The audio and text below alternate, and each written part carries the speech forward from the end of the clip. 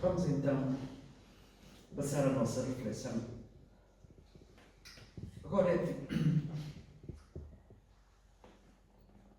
dizia, nutre o corpo, mas alimenta a alma com a fé. Porque a fé, de facto, é o vigor para a alma e é a confiança para a vida. É essa reflexão que nós trazemos hoje. Falar um pouco sobre esta ideia da fé. Tudo aquilo que nós vamos trazer está no capítulo 19 do Evangelho segundo o Espiritismo. E, se me permitem, deixaria já esta indicação. Naqueles momentos em que nós formos visitados por momentos de tribulação, de aflição, o capítulo 19 dá-nos informações muito boas, reflexões muito boas a este propósito, para nós entendermos o que é, porque nós às vezes não temos a noção do que é a fé. Julgamos ser uma coisa quando ela não é.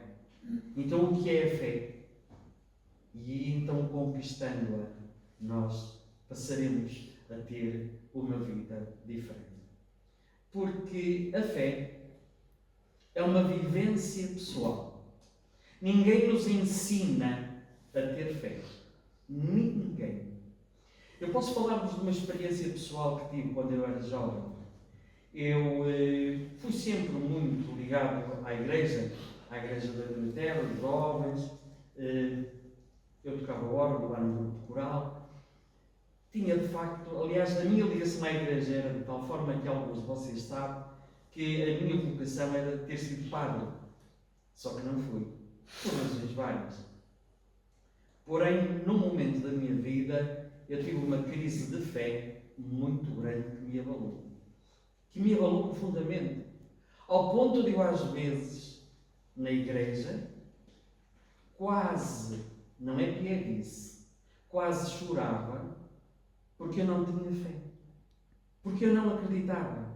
Em tudo aquilo que eu passei anos a acreditar, as coisas não faziam sentido para mim. E então as minhas orações eram estas: meu Deus, dá-me fé. E eu não percebia se eu fazia este pedido, que era algo para eu me ligar a Ele. E Ele não me dava aquilo que eu lhe pedia. Eu não lhe estava a pedir saúde. Eu não lhe estava a pedir nenhum bem pessoal. Eu só pedia força para acreditar naquilo que era suposto eu acreditar e que a dúvida deixou pelo caminho. E eu ficava triste com isto. Porque é que, afinal, Deus não me dá aquilo que eu necessito para com Ele me relacionar? Há aqui algo que não faz certo, não está certo. E em determinado momento eu cheguei a pôr em causa a existência de Deus. Porque eu, afinal, não estava a pedir nada de material. Não estava a pedir nada que não fosse uma melhor relação entre eu e esse suposto Deus que me ensinaram a acreditar. E por causa disso, eu fiz diversas incursões em algumas linhas espiritualistas, nomeadamente nos Rosa Cruzes, que, não tendo nenhuma ligação religiosa, têm uma visão muito espiritualizada da vida. E quando eu comecei a compreender na filosofia Rosa Cruz aquilo que nós na doutrina espírita estudamos em profundidade, a reencarnação, e a ideia de que o universo, para existir, tem que haver uma causa primeira, então aí tudo se começou a fazer luz. E mais tarde, através de uma colega de trabalho que trabalhava comigo no escritório, uma senhora que, pela idade nesta altura, já deve ter desencarnado, penso eu. Ela era muito mais velha do que eu. Falava comigo de coisas espantosas que eu achava interessante. E um dia eu perguntei-lhe: Dona Isabel, onde é que a senhora vai buscar essa informação? Eu já contei isto a alguns de vocês. E então um dia ela traz-me um livro, embrulhado naquele papel pardo de mercearia que se usava antigamente, e entregou-me e disse assim: Fernando, meta na sua gaveta, mas que ninguém veja o livro. À noite, eu estava muito a ler, eu lia muito à noite sentado na cama. Eu, sentado na cama, peguei e estava ansioso por ver o livro, e quando abri, o livro dos Espíritos. eu tremi de medo. Porque a ideia que nós fazemos de espíritos é uma coisa tão estranha, mas lá fui lendo um pouco ali. E assim começa o meu contacto com a doutrina espírita. E é na doutrina espírita que eu encontrei o sentido da fé. E isto é uma vivência pessoal, porque a partir do momento que se encontra que nós nos cruzamos com a fé, nós jamais deixamos de a ter. Ainda que, notem isto, ainda que eu faça uma digressão para outra linha de pensamento, a fé estará sempre comigo. É muito interessante que Kardec nos diz que a fé inabalável só é a que pode encarar frente a frente a razão em todas as épocas da humanidade. Fé inabalável. É aquela fé que a doutrina espírita nos traz e que é uma fé racional. Não é uma fé dogmática. E aqui está o ponto. Nós às vezes não temos o nosso sentido de fé porque nós estamos presos a um conceito de fé que aprendemos lá atrás. Não estamos a condenar. Foi necessário aprendê-lo assim. Mas depois nós deveremos ir um pouco mais além. O Evangelho segundo o Espiritismo, nós encontraremos lá no capítulo 19, notem o que nós lá encontramos. Não aceiteis a fé sem comprovação. Essa é filha da cegueira. A doutrina espírita é aquela, quando nos fala de fé, exige de nós comprovação. Não é o acreditar, porque a doutrina espírita diz que é assim. Não. É o acreditar, porque é uma razão. E isto leva-nos, esta ideia da fé racional, leva-nos à necessidade de comprovação.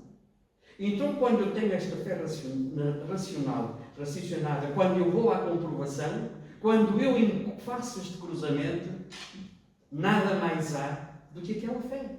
E mais ninguém me consegue tirar.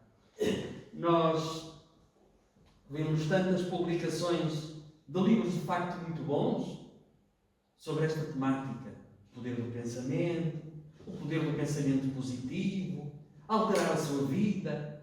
E há belíssimos palestrantes, pessoas que fazem seminários a custarem milhares de euros por 1, 2 dias, 3 dias no máximo, em que enchem plateias para falar disto. Quando a doutrina espírita nos fala disto, desde 1857. Quando nós não necessitamos de ir a um workshop, nós não necessitamos de ir a um congresso dessa natureza e pagar milhares de euros para ouvir aquilo que a doutrina espírita nos ensina desde 1857. Só precisamos é de estudar. Estudar de uma forma séria. E aí sim, interiorizarmos o conceito da fé. A doutrina espírita é uma conjugação de ciência e de filosofia. Ninguém nos manda acreditar o que quer que seja na doutrina espírita. É esta conjugação do saber, da ciência que analisa, da filosofia que encontra razões, que isto depois há de levar a uma consequência moral e também à consequência da fé. E a fé é este cruzamento da ciência que a doutrina espírita nos traz. Ciência essa que também está de mãos dadas com a ciência dos homens, porque é tão bonito pensarmos que a fé já saiu dos templos religiosos. A fé já não faz parte dos templos religiosos, já não faz parte só dos centros espíritas. A fé é uma vivência da vida. E a ciência, cada vez mais, nos alerta nesse sentido. Estes dois livrinhos que aqui temos, o Evangelho segundo o Espiritismo e o Livro dos Espíritos, são o manancial para nós reconquistarmos ou encontrarmos a nossa fé.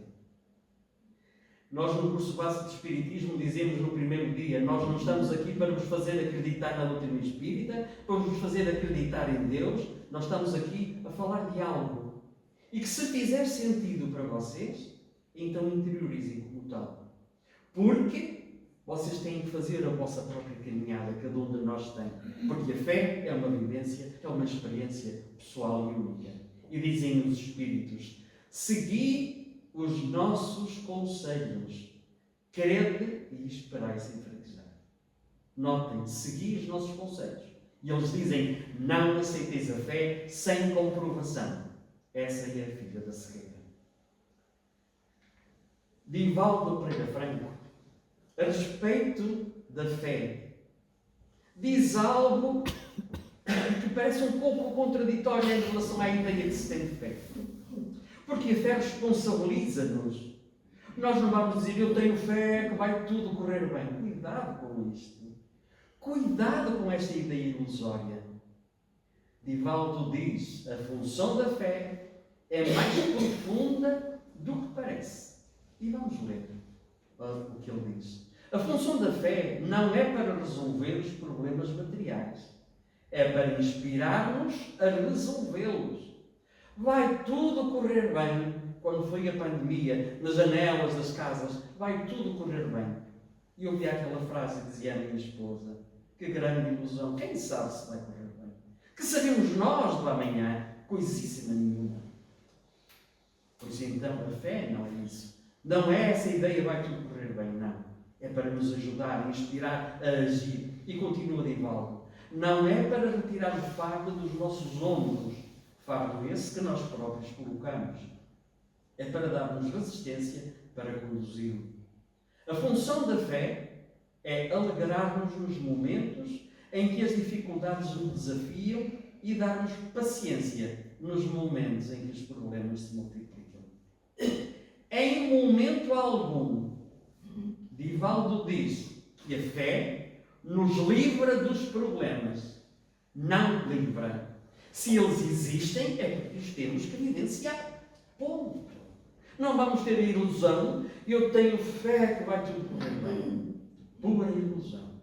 Se aquele problema com que eu me deparo existe, é para eu tratar dele. Agora, a fé, o que vai fazer é que eu tenha uma atitude em relação ao problema que não teria se não tivesse fé.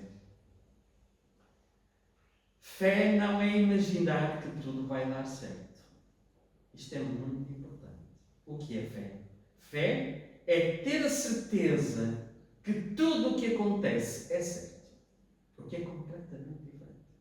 Eu tenho a certeza que vai dar tudo certo neste problema que eu estou a viver. Não, não é assim. Eu tenho que dizer, este problema que eu estou a viver é certo, é o que eu preciso. Por isso eu tenho que o encarar de frente. Isto é fé. Fé não se pode transformar em ilusão, nem em fuga à realidade. Porque às vezes nós temos medo de enfrentar a realidade de frente. E então nós, vai tudo correr bem. Mas isto é uma ilusão. Ninguém sabe se vai. Só Deus o sabe. E por outro lado, se aquele problema existe na minha vida, é porque eu tenho que o vivenciar. Não, aquele problema não existe para depois deixar de existir de uma forma aleatória. A fé torna-nos conscientes. E isto é muito importante. E neste departamento de nós sermos conscientes, a nossa fé, de facto, toma um outro vigor. Encontramos no mesmo capítulo 19 do Evangelho segundo o Espiritismo, fé é a mãe da esperança, vírgula, e da caridade. E então, às vezes, há uma confusão que se instala natural entre fé e esperança. Quase que se tomam uma coisa pela outra. Fé e esperança é quase a mesma coisa. Será que é a mesma coisa? Há aqui uma diferença. Da fé nasce a esperança, alimentando-a, dinamizando o ser em favor da vida. Conforme eu tenho fé, então, porque eu tenho fé, eu vou ter esperança em que determinada coisa aconteça. Uma coisa não é irmã da outra. É a decorrência uma da outra. Então, nós podemos fazer uma breve distinção entre fé e esperança. A fé leva-nos a terminar com medo, leva-nos a terminar com as reclamações que nós somos tão bons a fazer e leva-nos a aceitar a vida com confiança. Porque tudo na vida tem um propósito, mesmo aquelas coisas menos boas. Nós é que as imaginamos que não são boas. Mas um dia lá à frente, nós vamos dizer assim: ah, meu Deus, como eu percebo, como eu agora agradeço aquela situação em que eu chorei. Mas afinal era necessário eu chorar. Porque afinal acabei por aprender algo que de outra forma seria difícil. A esperança dinamiza, promove a saúde e convoca-nos ao trabalho e à busca.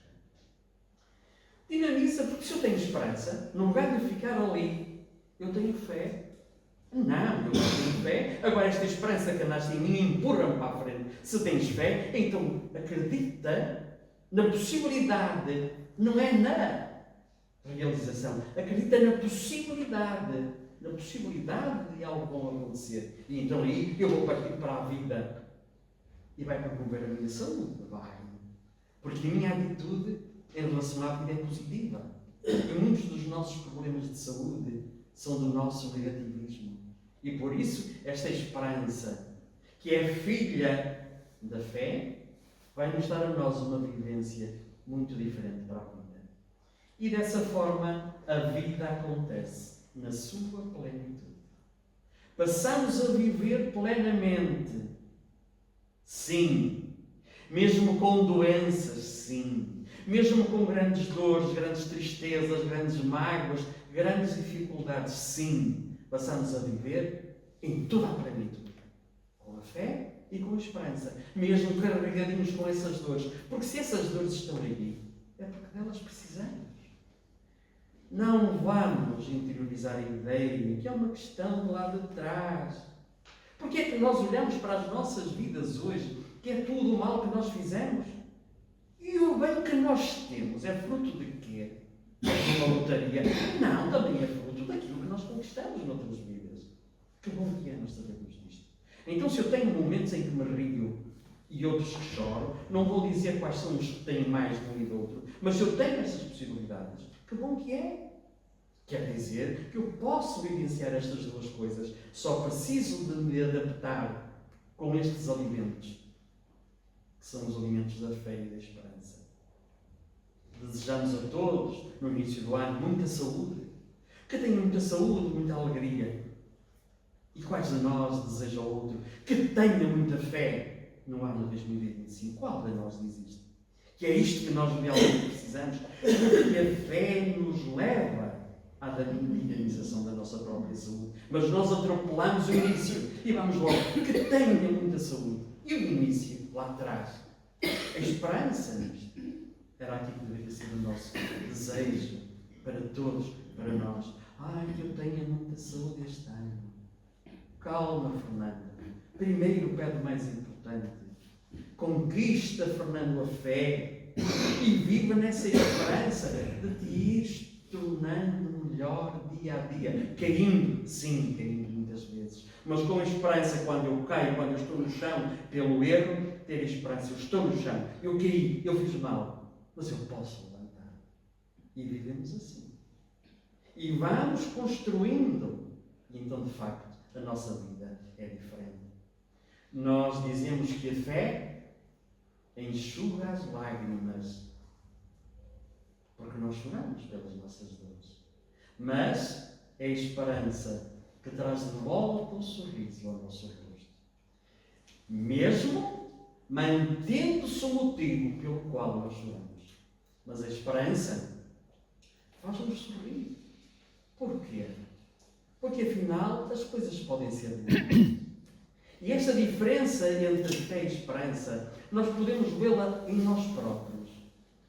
Nós logo à noite, quando nos deitamos na cama, nós deitamos com este conceito, com a esperança, que amanhã vamos acordar. E tendo esta esperança, eu começo a planear o que é que vou fazer amanhã. Que eu já sei, deve ficar com os meus netos, porque um deles está com fé. Mas é uma animação. Agora, eu tendo esta esperança, contudo, se eu me deitar a pensar assim, ai, o meu neto está muito mal, e o meu neto está muito mal, e o meu neto está muito mal, e eu adormecer nesta ideia, o meu neto está muito mal, quando eu, a meio da noite, acordar, o meu neto continua mal. Mas se eu pensar assim, está mal. Mas pode melhorar. Já está a fazer a medicação. São coisas de crianças. Então eu projeto para o dia da manhã. E já sei que amanhã vai ser um dia de risada dos pequeninos. E isto leva-me, apesar de eu ficar preocupado e triste, nós hoje íamos ter um domingo muito engraçado, que estava planeado. Nós os 6. Mas não vai ser. Apesar disso tudo, alimenta-me a esperança. E amanhã, para o próximo fim de semana, faremos o que fazíamos neste. E está tudo bem. Porque se isto aconteceu, é porque na realidade tem que acontecer. E se nós formos nas pequenas coisas lidando assim, a nossa vida vai se modificando. A fé torna-nos confiantes. E diz-nos o Evangelho segundo o Espiritismo: considere-se fé a confiança que se deposita na realização de determinada coisa. Notem, a confiança que se deposita. Não é que a coisa vai acontecer. Nós estamos confiantes que vai acontecer. Mas pode não acontecer. E este facto de eu pôr esta confiança de que vai acontecer vai serenar-me. Vai-me dar o quê? Alguma calma. E a fé vai fazer-me ver a vida com maior lucidez. No lugar de só ver o problema, se eu só ver a dor, só ver a dor, só ver... Não. Passo então agora a mudar o meu foco de atenção.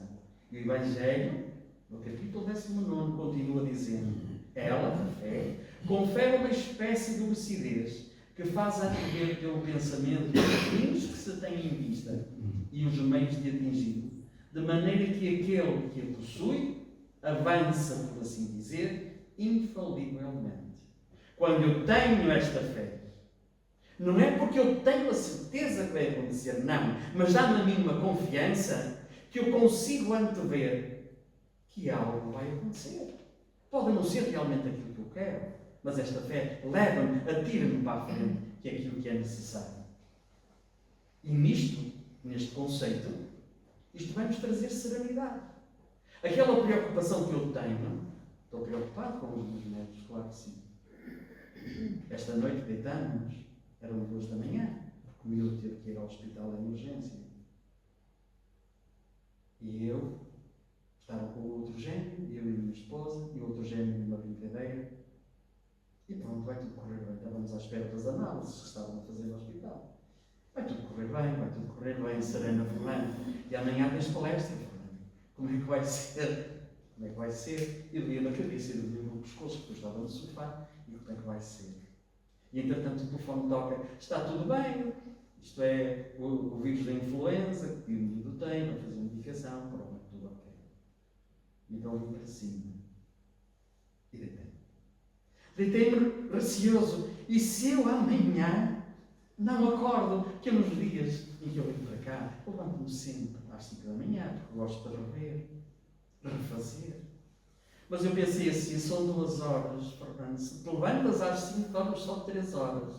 Amanhã vais te levantar às 6. E pus o relógio às 6. Mas, porque estava fora da hora, não podia adormecer além das 6. E pus o ruído do telefone bastante alto, porque a minha esposa estava ao meu lado e deu um ar na cama que se assustou. Que pena que eu tenho, desculpa. E aqui estamos nós, felizes. Nunca tenho pena do projeto do que tínhamos planeado fazer hoje com os miúdos, que ainda sabe, não vamos fazer. Nós faremos na próxima semana. Então esta fé dá-nos esta serenidade. E diz-nos o livro, o Evangelho, a fé sincera e verdade, a fé sincera e verdadeira é sempre calma, confere a paciência que sabe esperar. Porque estando apoiada na inteligência e na compreensão das coisas, tem a certeza de chegar ao fim. A calma na luta é sempre um sinal de força e de confiança. Quando eu tenho esta fé, eu calmo. Não adianta, porque eu sei que as coisas são como são. E então eu sereno, eu torno-me calmo. E faz-nos humildes e confiantes em Deus. Porque às vezes, não tendo fé verdadeira, nós deixamos de ser humildes. E reclamamos, imaginando nós que não merecíamos aquilo. E dizemos, Deus guarda uns e manda guardar os outros. Não. Deus guarda a todos da mesma forma e a todos dedica o mesmo amor. A todos. Então continua o Evangelho dizendo: a verdadeira fé alia-se à humildade. Então, quando eu tenho fé naquela ideia, vai tudo correr bem? Não. A minha humildade faz-me pensar, sim, eu queria que tudo corresse segundo a minha forma de pensar. Mas humildemente eu aceito aquilo que vier. Porque aquilo que vier é o melhor. E a minha vida é tão diferente. Aquele que possui e deposita a sua confiança em Deus é aquele que tem fé. Estava Jesus no Monte das Oliveiras, naquela noite de sofrimento imensa, na véspera de ele ser crucificado. E como o homem teve medo e chorou, e num determinado momento, todos nós nos lembramos, ele ora ao Pai e diz: Pai, se é possível, afasta de mim este cálice, mas se essa não é a tua vontade, cumpra-se a tua vontade. Confiança. É esta confiança que eu tenho. Então eu vou orar a Deus. Vou orar para que determinada dificuldade eu possa ultrapassar.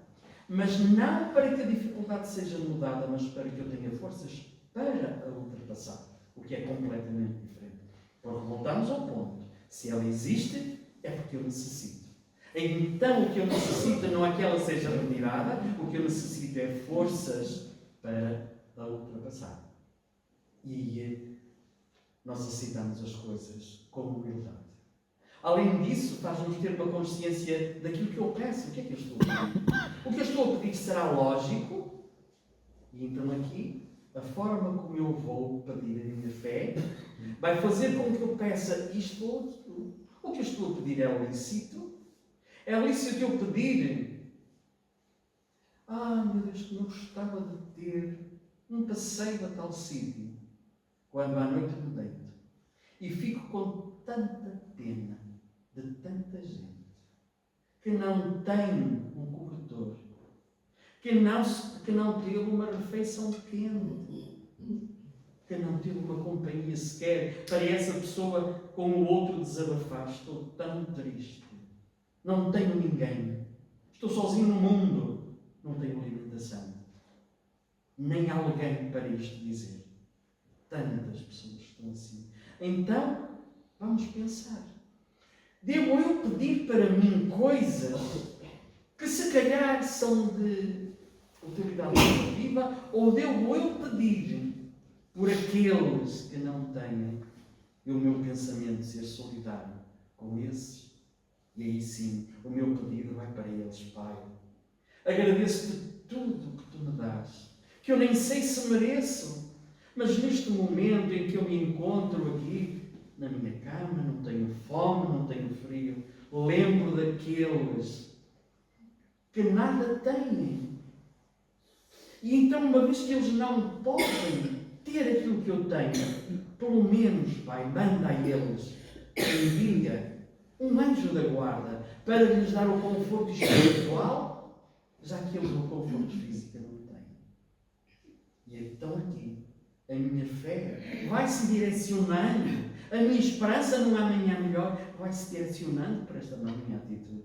E eu deixo de pensar em mim e passo a pensar nos outros que tanto sofrem. A fé dinamiza a vida. Vamos encontrar lá no mesmo Evangelho. A fé, para ser proveitosa, deve ser ativa, não pode adormecer. E para que a minha fé seja ativa, eu tenho que ter fé. Tenho que buscar, tenho que estudar, tenho que perceber porque é que eu acredito nisto ou daquilo. E então a minha vida passa a ser diferente. E há um detalhe. Não é. E aqui, isto foi uma chamada de atenção que a doutrina espírita me trouxe à minha dúvida. E eu rezava tanto a Deus: meu Deus, dá-me fé. Meu Deus, dá-me fé. E ele parece que não me ouvia. Porque a fé não é Ele que me dá, sou eu que a tenho que conquistar. Notem, sou eu próprio que tenho que refletir e chegar a este ponto. Sou eu. Vamos ver o que diz o Evangelho segundo o Espiritismo. É a consciência das prodigiosas faculdades que trazem germe no íntimo, a princípio em estado latente, mas que ele deve fazer germinar e crescer através da sua vontade ativa.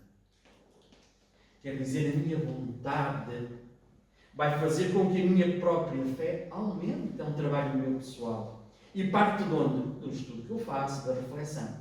E então, se eu tenho esta consciência, eu sei que isto existe em mim, então, ok. A minha fé vai se desenvolvendo.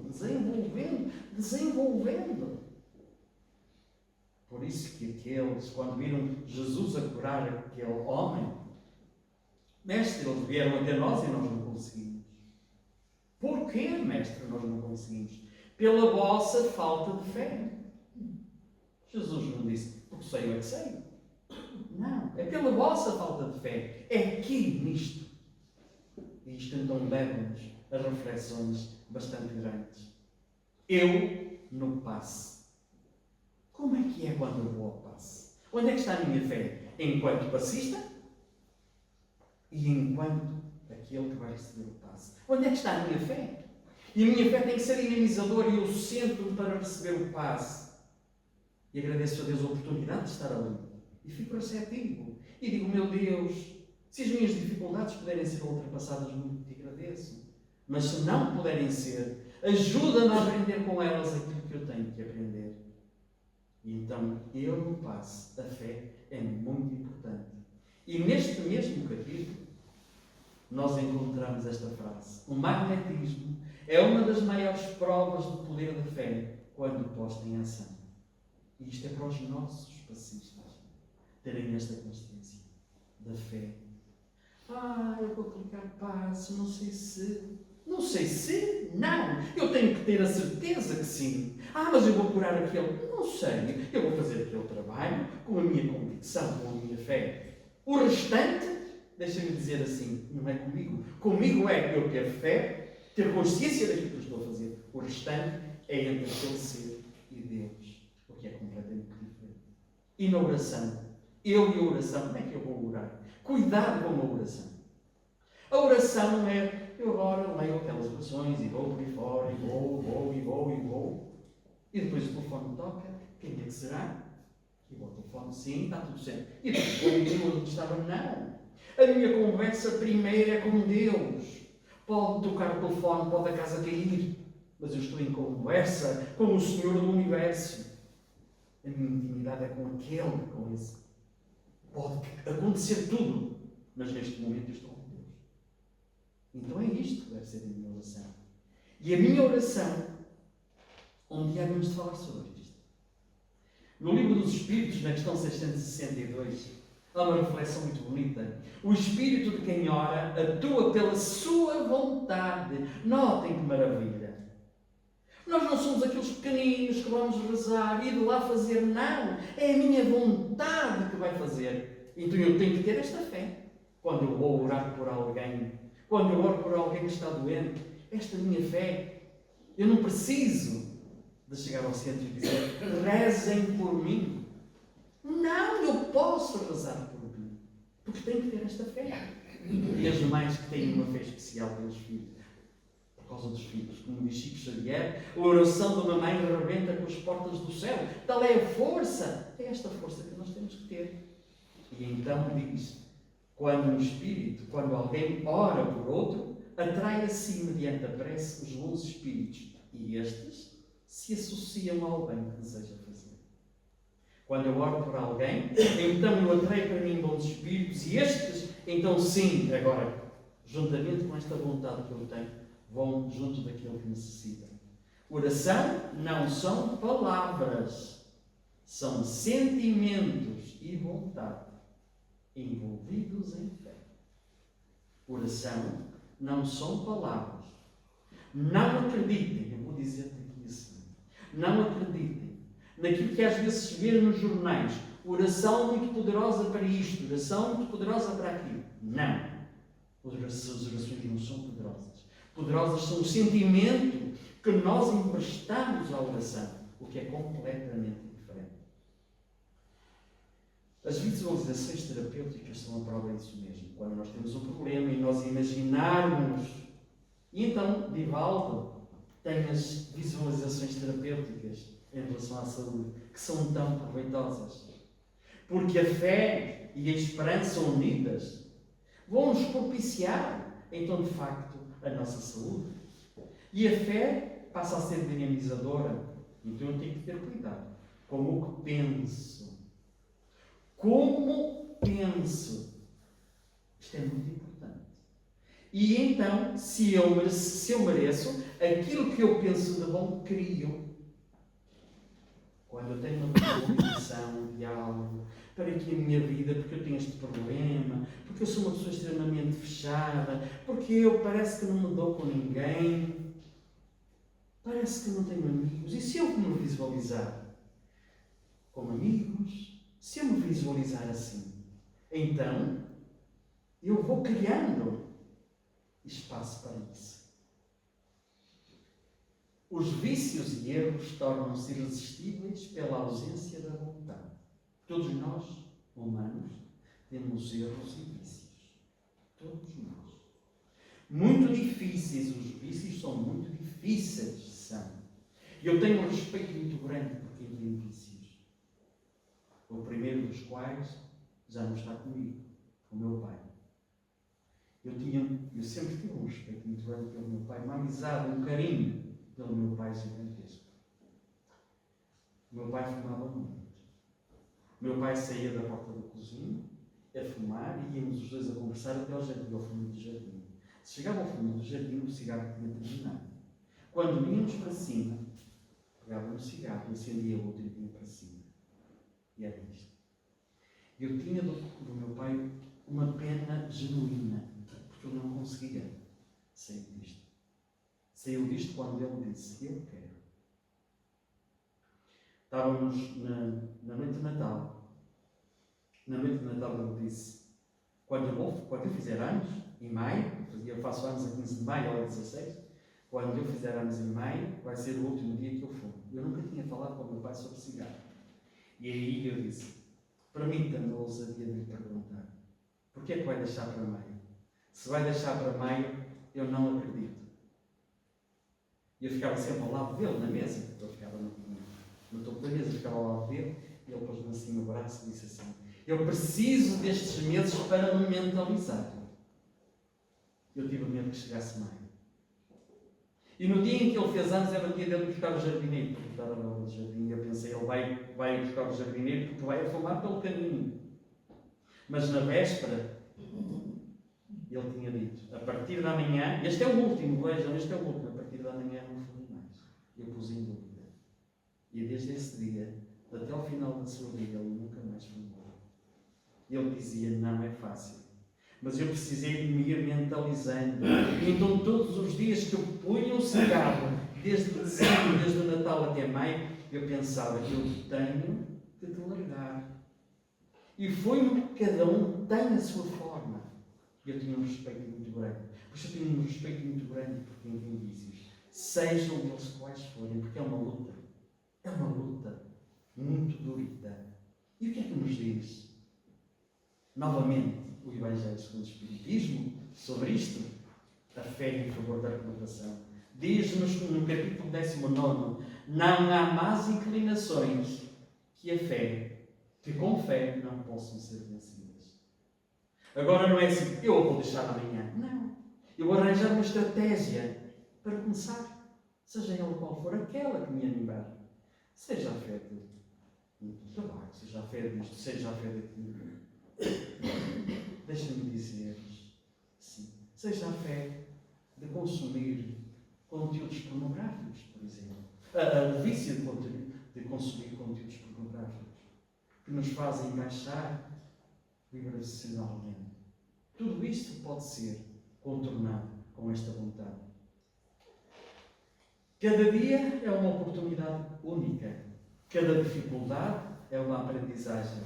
E cada sorriso uma conquista alcançada. Então, imbuídos de fé, viveremos esperançosos. E agora, muito repentinamente, quase a jeito de conclusão, vamos fazer um balanço. Vamos fazer um balanço de 2024. Como foi a nossa fé em 2024. E olhando para a nossa fé em 2024, vamos planear como é que vai ser 2025. Não é assim que fazem os senhores que são os diretores das empresas, os senhores ligados à contabilidade. Disse ninguém melhor que o nosso Isaías para falar. Revê-se como foi e agora vamos ver se há aqui pontos a melhorar para que 2025, no final de 2025, possamos ter um resultado melhor. Então, sobre esta temática, vamos analisar a fé. Como é que foram os meus medos em 2024? Como é que foram as minhas reclamações em 2024? Como é que foram as minhas preocupações em 2024? Como é que nós lidamos com isto? E então, o medo de errar, o medo da crítica, o medo de ser autêntico, o medo de eu ser o que sou, porque tenho medo daquilo que os outros possam pensar daquilo que eu sou. Mas se eu sou assim, eu não posso ter medo. Se Deus me permite eu ser como sou, porque é que alguém me vai impedir de eu ser? E das reclamações. Eu não merecia isto. Que mal fiz eu a Deus. E das preocupações, das preocupações.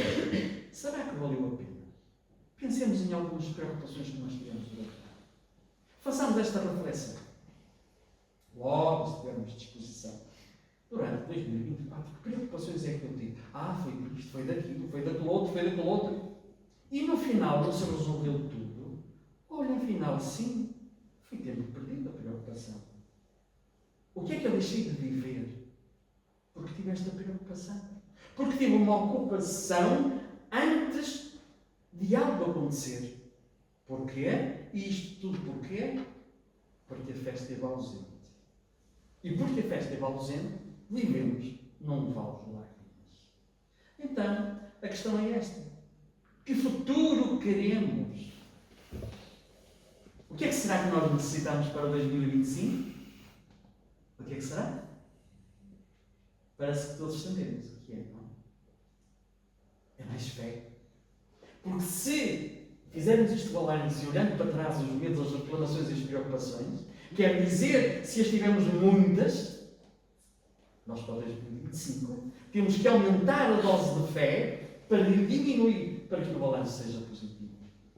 Senão, para o ano, estamos outra vez em contabilidade, em déficit negativo. Eu vou recordar, como conclusão, um episódio que vinha narrado há uns anos, meu pai era assinante da revista Reader's Digest, e que tinha diversos departamentos e um que gostava sempre muito de ler. Eram das histórias, das anedotas, e depois era uma outra que era Casos da Vida. E no Casos da Vida contavam sempre situações reais. E veio lá da história, que eu li, já tem uns anos, mas que me marcou, e por isso que eu a trago a jeito de conclusão desta nossa reflexão. E quem relata a história é o neto do protagonista da história. Porque foi algo que marcou tanto esse avô, esse senhor já com idade, que ele sentiu necessidade de passar a informação ao neto, como dizendo: guarda esta experiência que eu tive na minha vida, guarda para ti. Então ele contava ao neto: sabes, eu gostava de ser um alpinista, mas nunca tive posse. Ia fazendo as minhas escaladas nos montes vizinhos, conforme eu podia fazer. Só que há um dia que eu resolvi fazer uma escalada num monte muito elevado, numa montanha muito elevada. E então saí para o fazer. Só porque eu não tinha a certeza se eu iria conseguir, eu fui sozinho fazer essa escalada. Levei as cordas, os ganchos, preparei-me E fui começando a subir. E àquela época não havia aquele rigor das previsões meteorológicas. Quando eu estou mais ou menos a meio, começa a cair um nevoeiro imenso. Era tarde, um nevoeiro muito cerrado. Eu continuei a subir, a subir, até que a noite chega. E a noite chega mais rápido, porque o nevoeiro tinha escondido o sol. E eu fui subindo sem a consciência a que distância eu estaria do topo. Mas já há muito tempo que eu subi e estava cansado. Ao fim de umas horitas deste serviço, de ir subindo, com a corda atada à cintura, porque não atando a corda pelo caminho, no caso de cair, há um momento em que eu ponho o pé e resvalo numa pedra e eu caí. Naquele momento em que eu caio na vertical, eu pensei, eu vou morrer. Porque em toda a minha volta era escuridão. Era muito nevoeiro, não havia luar, não havia luz, eu não via absolutamente nada. Eu não sabia a que distância estaria. E eu naquela queda, isto me passou tudo, passaram-se vocês pela minha mente, eu nunca mais vou ver, porque eu vou morrer. E sinto um puxão que me prende à vida. Foi a corda que eu tinha atado à cinta. E então eu fiquei pendurado, a oscilar na corda. Estava cheio de medo, eu não via nada.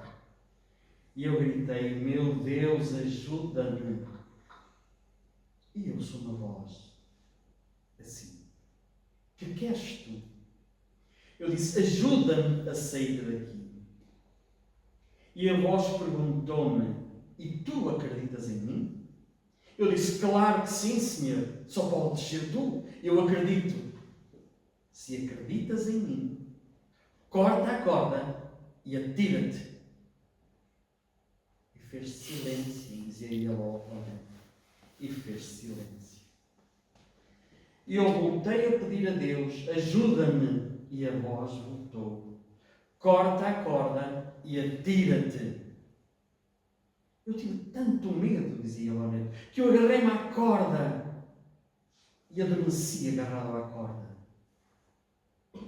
Nos primeiros raios de sol da manhã, quando o dia começa a nascer, eu noto que estava a cerca de 1,5 metro do chão e eu tive medo e não saltei.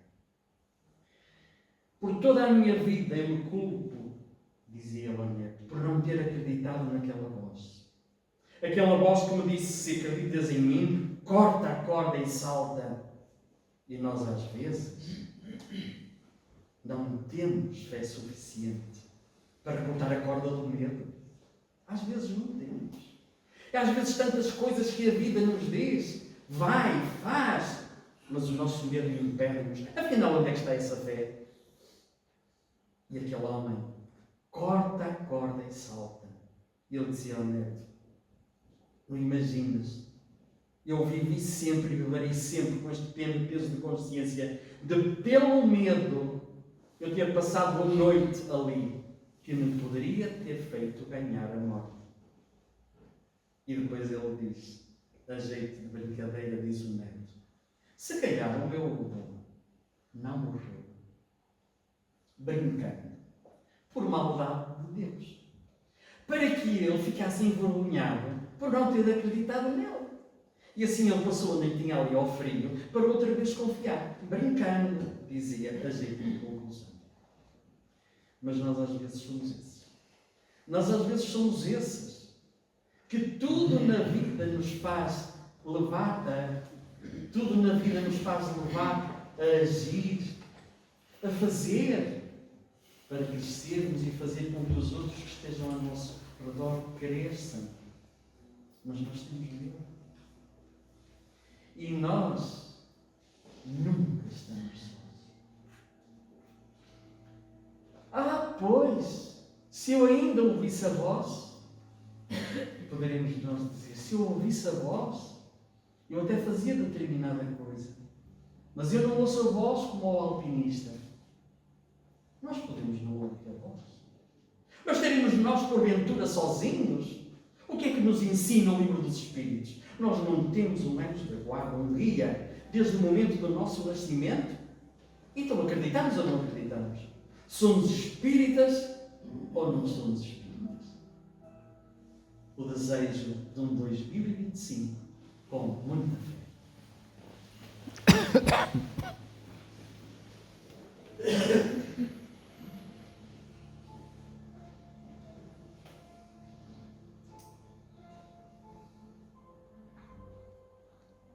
Sintamos-nos em paz. Sintamos-nos alegres.